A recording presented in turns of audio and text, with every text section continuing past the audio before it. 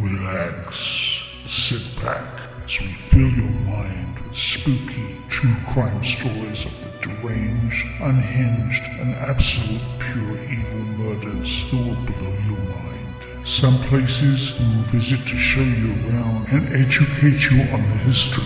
Other times we will bring you to the paranormal because the dead never lie silent for too long. It will get you thinking, who is your neighbor, friend, or even your spouse? Who are you sleeping next to tonight? Could he be the next Ted Bundy? Welcome to the 50 States of Madness.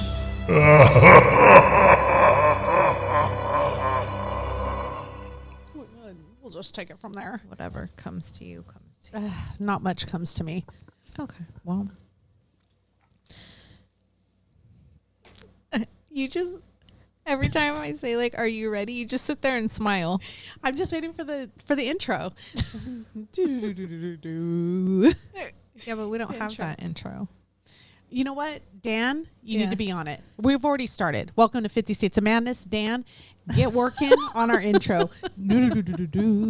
So I don't have to do like some funky stare at the camera for coming out and into the quiet. We need something that kind of just flows in, like. Yeah. So welcome to 50 States of Madness. Yes. Hi. We're back. Ooh. Back again.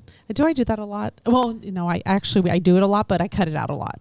Oh, okay. It never really makes it. But okay. Well, so for those of you who don't know, Dan Clary is the one who did our music, our intro and our outro. So, I haven't introduced myself in a while. In case we have any new listeners, which knock on wood, I hope we do. I'm Shannon.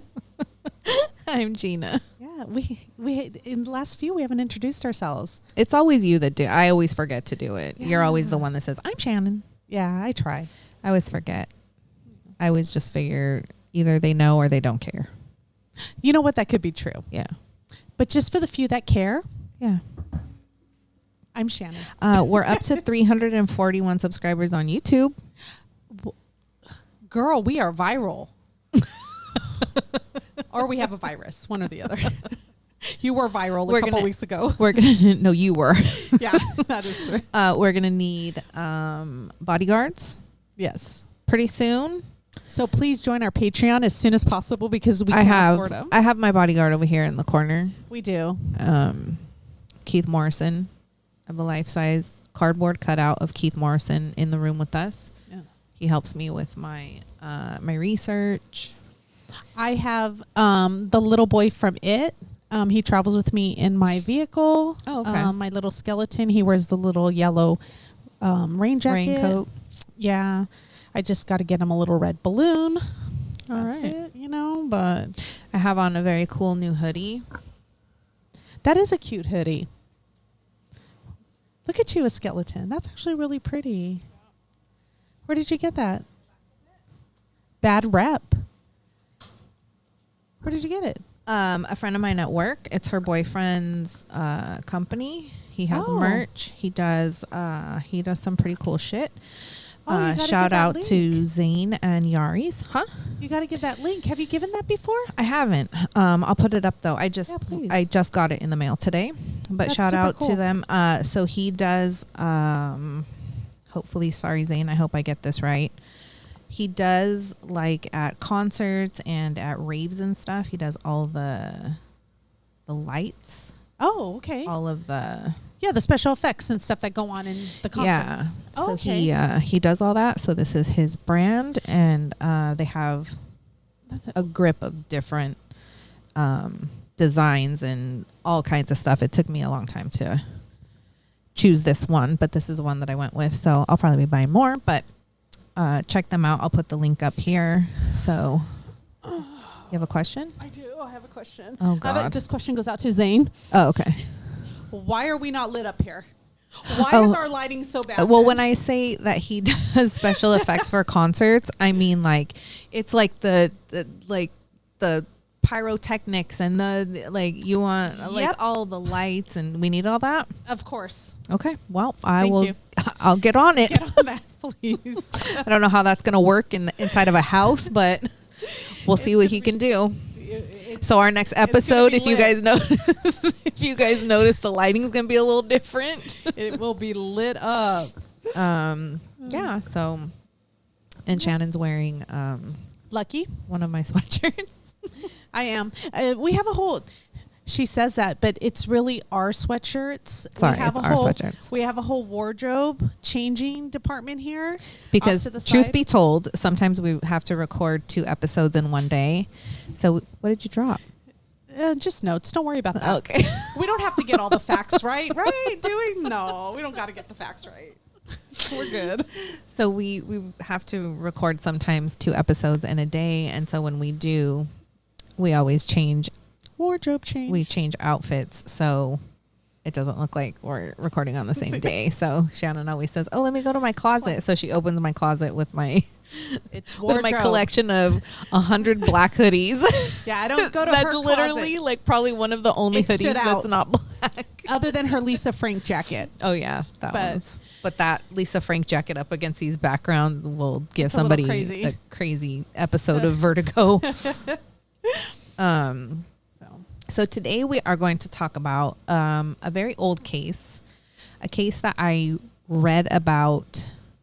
I don't want to say when I was young, but younger. I was quite young. I want to say it was when I first got into true crime. It was one of the very first books that I read. Oh, okay. It's called Small Sacrifices. What's that called when you take? It's the gateway. It was the gateway. Yes, it was my gateway to true crime and serial killers and murder and all that. So the book is called Small Sacrifices, and it is written by a woman named Anne Rule, who passed in, I believe, 2015 or 2016. She also has a daughter who is a writer, but Anne Rule, I don't know, some of you might be familiar with her. She is the woman who worked next to Ted Bundy at the suicide hotline that he worked at. Did not know that. Yeah. Okay, I shook my head like I did, but I didn't know that. So so she actually Small Sacrifices was the first book that I read from her, but she also has a book called The Stranger Beside Me, and that is her time with Ted Bundy. Shut up. Yeah, so she's an excellent writer. So if you're into true crime, I definitely recommend you read her books. They are very, very interesting, and those are 2 great books. So Small Sacrifices and The Stranger Beside Me. But anyway, she dove into this case of this Diane Downs is the woman that we're going to talk about today. And Anne Rule wrote the book Small Sacrifices, but she also had the opportunity to spend some time with Diane Downs, interview her. They were on Oprah. They've done many interviews. Diane Downs is a monster. The woman is just an absolute, complete monster. And I can't even count how many interviews that I have seen her do. Like, she really, really enjoys being in the limelight. She enjoys talking about all of this stuff. She enjoys all of her TV time that she gets. So you could find a plethora of...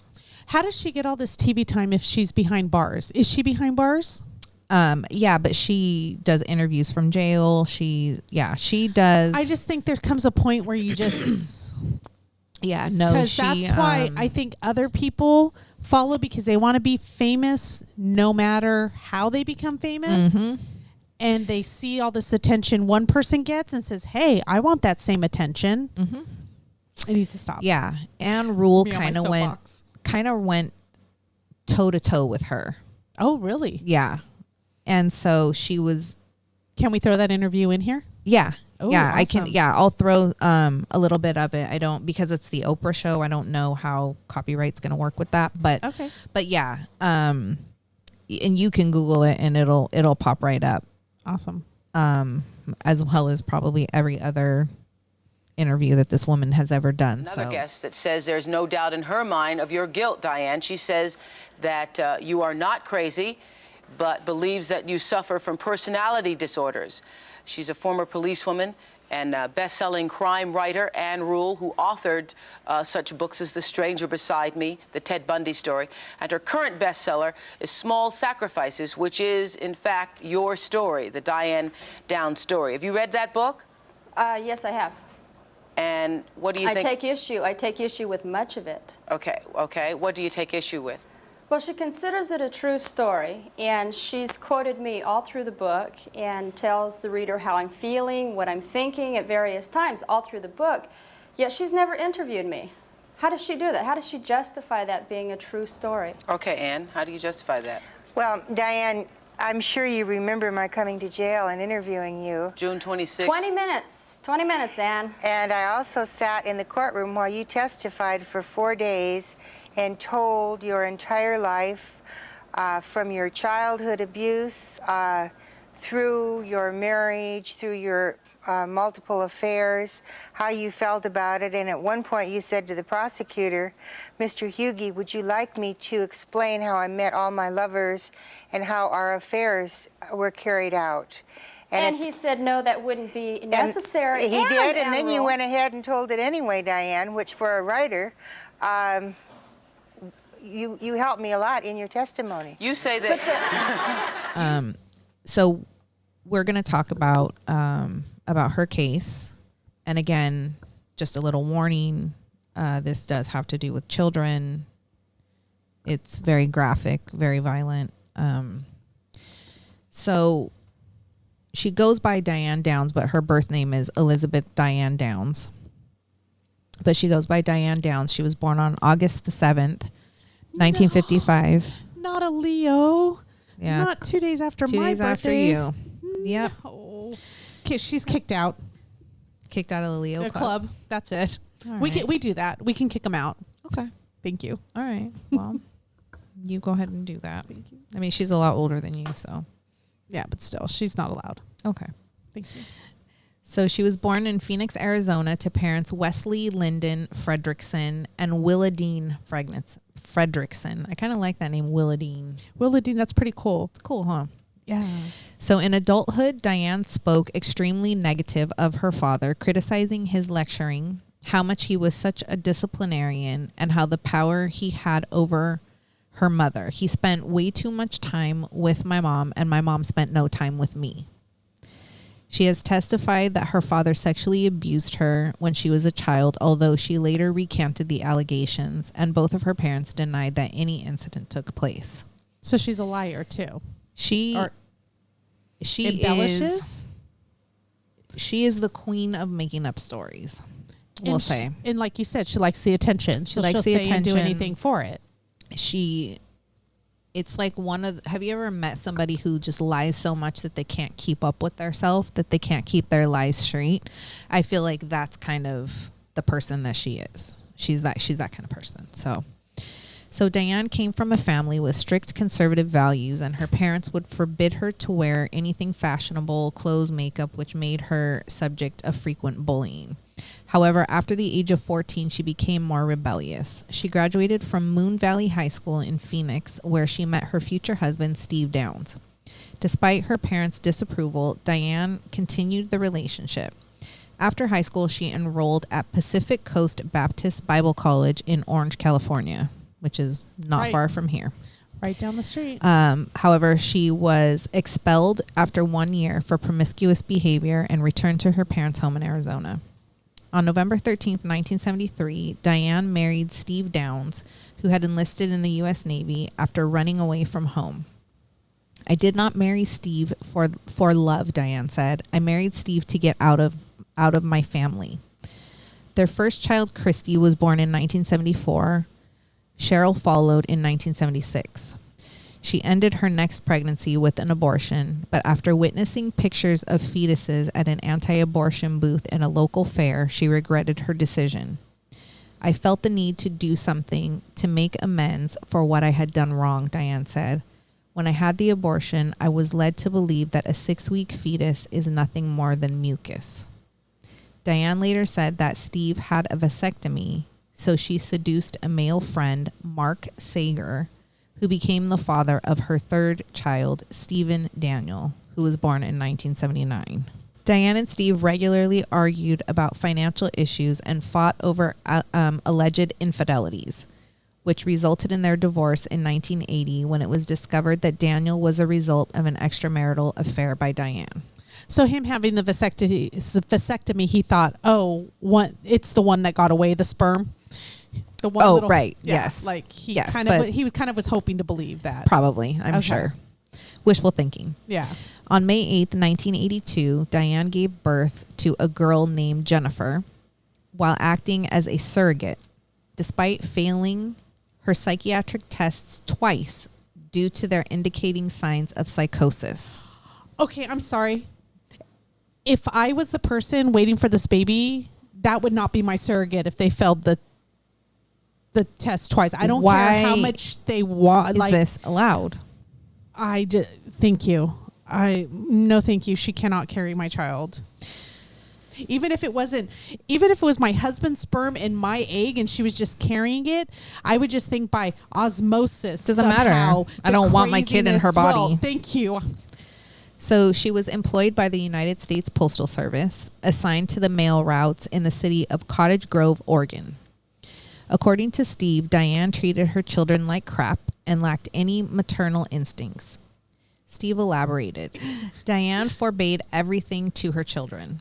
If Danny demanded a little attention, she rejected him. But the worst was when one day I caught Cheryl jumping on her bed. I told her that it was not allowed. I made her sit down and think about what she had done. Cheryl remained calm. While looking up, she asked, "Is there a gun in here?" I replied no, and the reason for this question, to which she told me, "I want to kill me. My mom says I'm bad." Aww. So, she's obviously putting things in these kids' heads that verbal abuse is, making them say things like that, which is awful. So on May 19th, 1983, Diane shot her 3 children and drove them in a blood-spattered car to Mackenzie Willamette Hospital in Springfield, Oregon. Upon arrival, Danny, age 3, was paralyzed from the waist down. Christy, age 8, had suffered a disabling stroke, and Cheryl, age 7, was dead. Diane herself had been shot in the left forearm. She claimed that she was carjacked on a rural road near Springfield, Oregon, by a strange man who shot her and the children.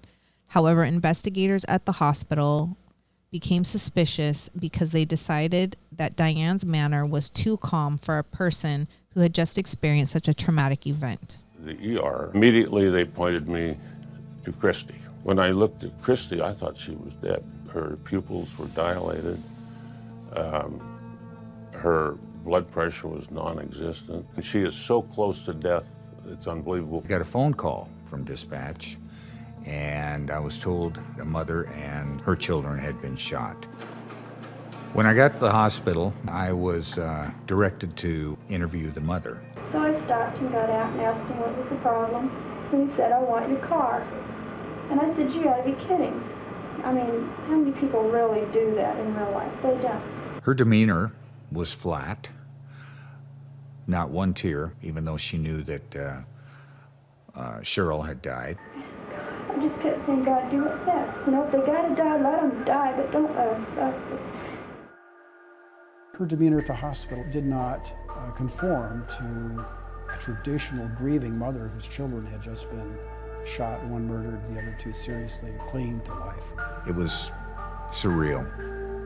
When I was finished taking care of Christy, then I sought out her mother, and to my complete surprise, Diane was non-emotional, not a tear in her eye. She also made a number of statements that both police and hospital workers considered highly inappropriate.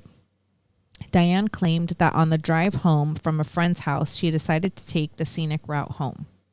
All her children were asleep, and Diane claimed that during this drive home around 10 p.m., she saw a strange man standing in the road flagging her down. She said she pulled over and got out to talk to the man. She described him as a bushy-haired stranger. He then immediately demanded that she gave him her car keys. Diane claimed she refused, and they got into a physical altercation that resulted in his shooting her in the left arm. He then opened the driver's side door and shot all 3 of her children. Diane then said she pretended to throw her car keys in a bush, and the man went to go look for them. While he was looking for the keys, she jumped back in her car and sped off to the nearest hospital. Okay, first of all, let's just start. Why are you pulling over on a rural road, and on any road for that matter, to a strange man when you're by yourself with your 3 children? Because she didn't. Like, come on. I mean, we already... Bullshit. Like, why would you think that that would be a believable story? Yeah. Because to me, I'm just thinking, like, nobody's going to do that. Yeah. It's just not going to happen. Sorry, Diane. Like, try again. Yeah, think again. So suspicions heightened when Diane, upon arrival at the hospital to visit her children, phoned a man named Robert Knickerbocker.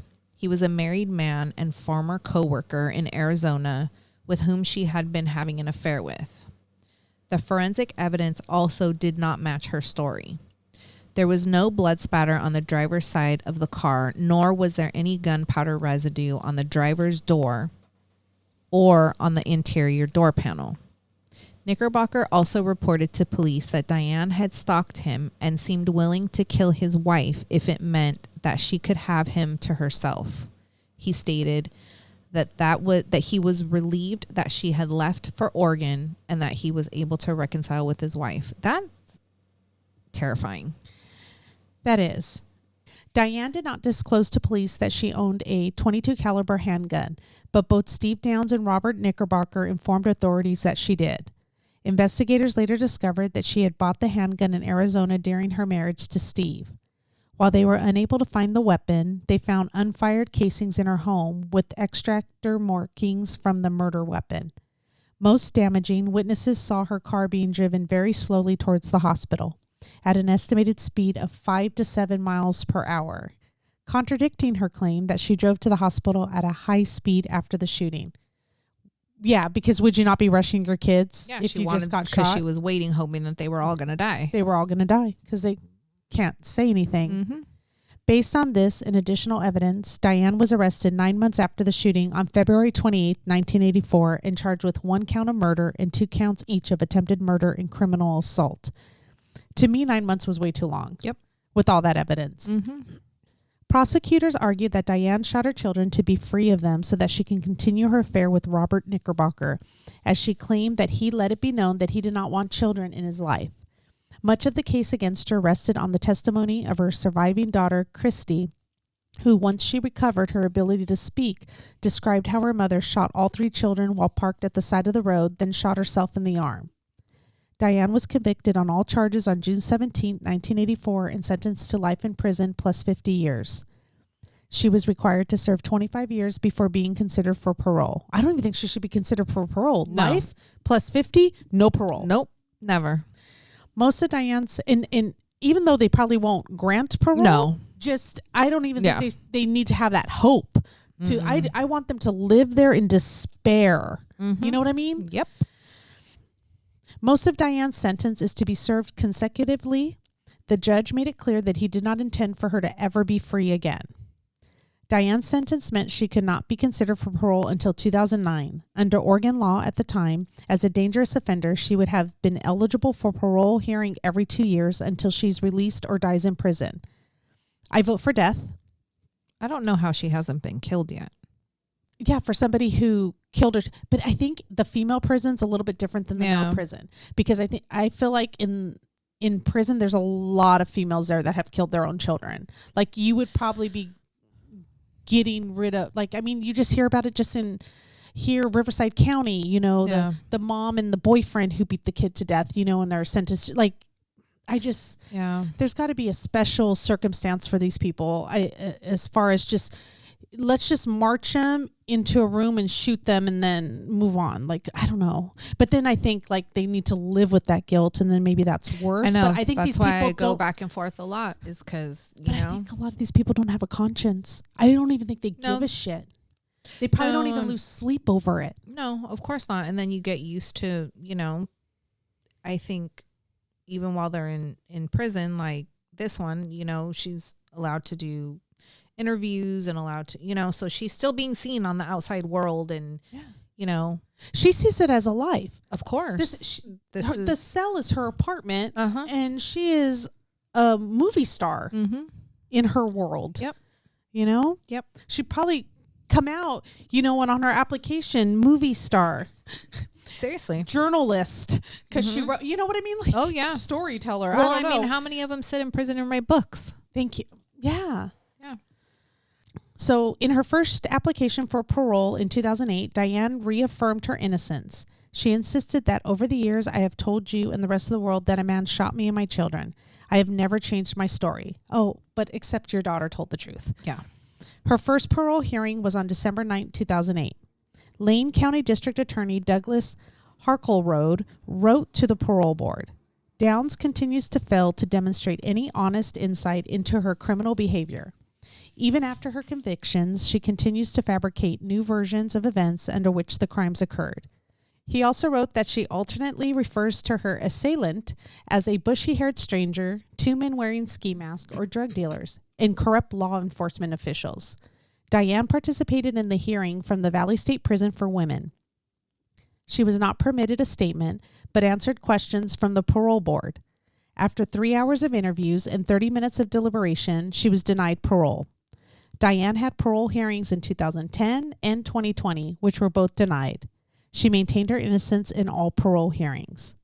I just wanted to add, though, that I had in one of the many YouTube videos that I watched on this, that when her daughter, the one, I believe it was Christy, the one that actually said what happened,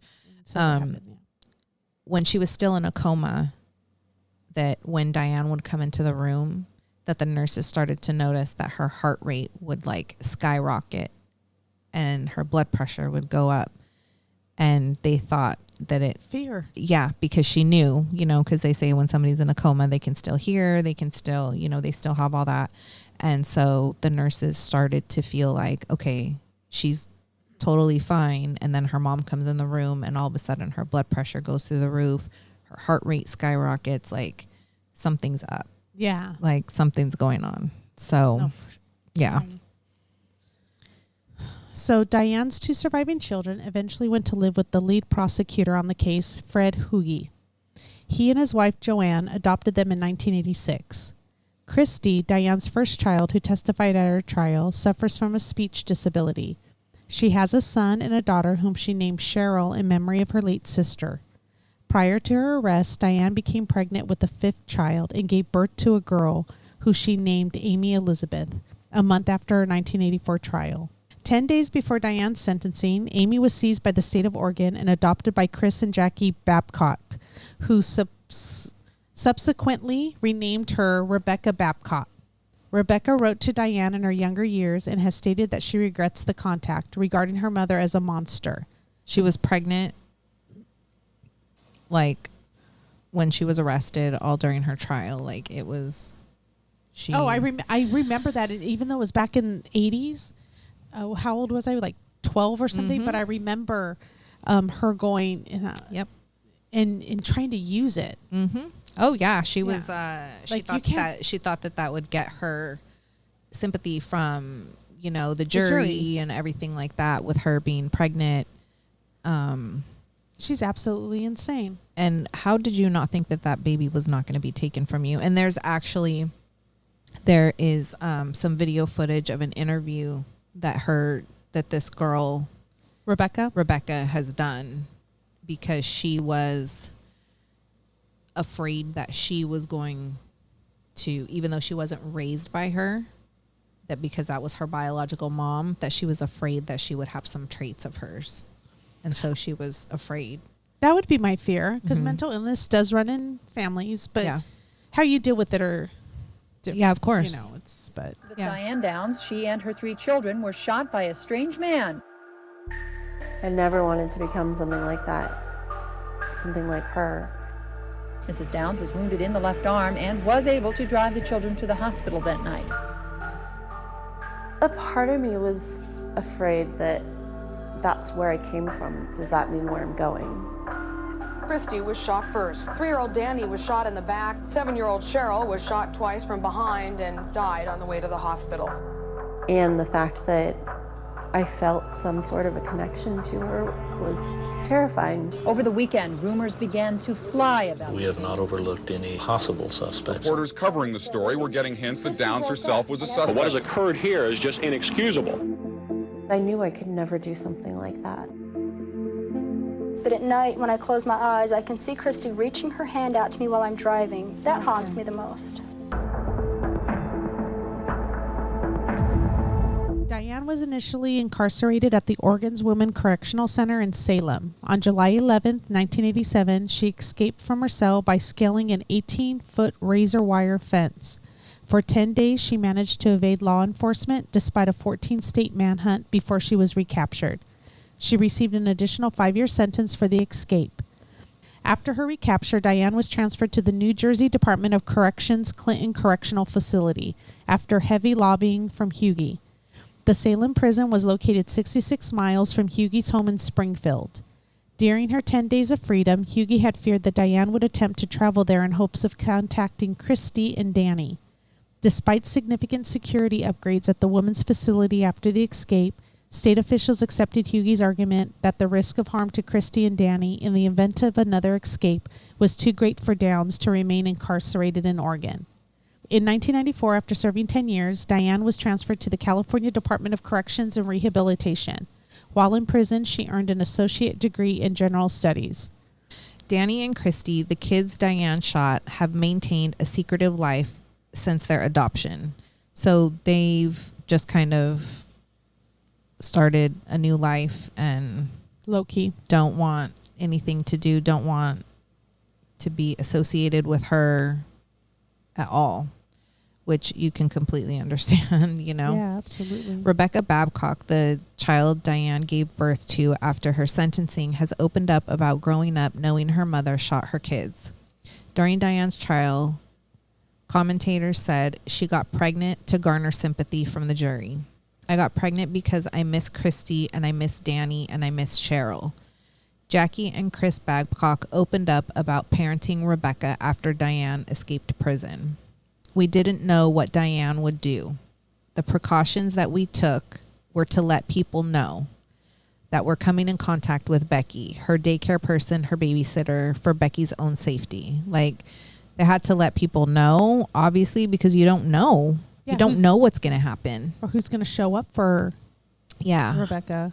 However, they gave vague answers to Rebecca when she asked about her biological parents.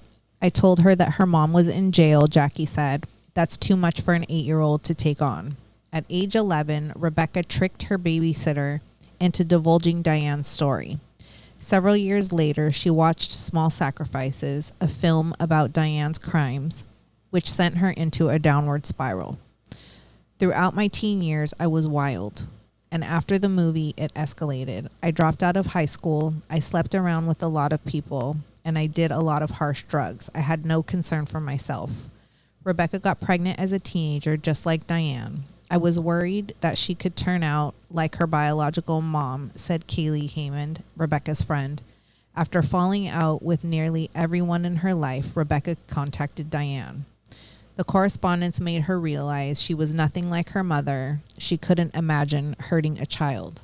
Rebecca said, I tried to make myself think about it once. It made me physically sick to think about hurting my child in any way. Mothers are put on this earth to take care of their children. It's our job. Downs continues to maintain her innocence, as does her brother, James Fredrickson. Apparently, her brother is convinced that she did not do this, and he is completely supported her. He's this on her whole time. side? Yes. Even after Christy said my mom did it, and yeah. Amazing. Diane may die in prison, but I promised my dad the truth wouldn't die with her, Fredrickson wrote on Facebook. That most recent denial shows that the Oregon Board of parole and post-prison supervision, still believes Diane suffers from narcissistic personality disorder and poses a danger to vulnerable people placed under her watch, including her elderly mother, whom Diane said that she wanted to care for. She's not going to be out to care for anybody, so I don't even know what she's trying to petition for. Her previous violence occurred in the context of her care and her vulnerable children for some purpose that has not yet been fully understood due to her denial of responsibility. The parole board wrote, in other words, they're probably not letting her out until she fesses up. I hope even if she fesses up, they don't let her out. And honestly, after you listen and watch videos and interviews with this woman, I don't think she's ever going to fess up to anything, because I think that she has herself completely convinced that she didn't do this. No, I think she knows she did it. It's the narcissistic personality that absolutely explains it. They will not admit when they're wrong, and they will not admit when they've lied, and they will stick to their story no matter what. And it's all about them, and the world revolves around them. And even if she admitted it, she would probably have an excuse as to why it happened, and it wasn't going to be her fault. Yeah, it's really, when you watch these interviews with her, she's so laughing, and it's crazy to see how somebody can act like this after doing something, like not even having it done to them, but doing this. And like, you know, we even said, like, at the hospital, like when she drove the kids to the hospital, and everybody was suspicious right away, the nurses, on how she was acting, how she's telling her story and everything. You know, I would be going out of my mind, like, you know. Yeah. So I know that it's kind of a gruesome story, and it's a hard story to listen to, obviously, because there's children involved. But I really, really urge you to go watch the film. Farrah Fawcett plays Diane Downs in the movie, and she does a really, really good job. I see it because it was made in the 80s, right? Yeah, totally Farrah Fawcett. Yeah, so she plays Diane Downs, and she does a really good job. But it's a really interesting movie, and the book is even better. It's just, I love her books anyway, but this one was just the first, like I said, the first one, my first introduction to like true crime. Yeah, besides my Richard Ramirez was my first obsession, my first serial killer book. Yeah, that I read was that. So so I urge you to do that, and I'll put as many of the interviews in here as I can, but if you just do like a quick search, you'll see all of the interviews that this woman has done, and there's a laundry list of them that you could go down, and she's very happy to talk to people about it. So awesome. Yeah. Well, thank you. Thank you for so listening, joining us for another week. Thank you for all your comments. And I don't have anything else. Nope. All right. Just follow us, click subscribe, like, make comments. Please reach out. We love it. Yeah. All that good stuff. Be safe this week. Yeah. All right. Bye. And we will catch you guys next week. Bye.